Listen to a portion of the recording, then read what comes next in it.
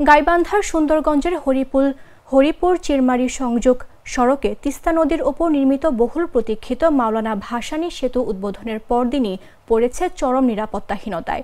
সেতুর ল্যাম্প পোস্টে বিদ্যুৎ সরবরাহের তার চুরি হয়ে যাওয়ায় পুরো সেতুটি অন্ধকারে নিমজ্জিত হয়েছে। এতে যানবাহন ও পথচারীরা ঝুঁকি নিয়ে চলাচল করছেন। দুর্ঘটনার আশঙ্কা বেড়েছে কয়েক গুণ। শুক্রবার দুপুরে বিষয়টি নিশ্চিত করেছেন গাইবান্ধা এলজিইডির নির্বাহী প্রকৌশলী উজ্জ্বল চৌধুরী। তিনি বলেন, উদ্বোধনের পরদিন কোনো এক সময়ে দুর্বৃত্তরা সেতুর ল্যাম্প পোস্টের বৈদ্যুতিক তার চুরি করেছে।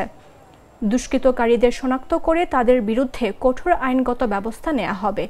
একই সঙ্গে দ্রুত নতুন করে বিদ্যুৎ সংযোগ দেওয়ার কাজ শুরু হবে। পাশাপাশি সেতুতে সার্বক্ষণিক পুলিশি নিরাপত্তা দেওয়ার বিষয়টিও বিবেচনা করা হচ্ছে বলেও জানান তিনি।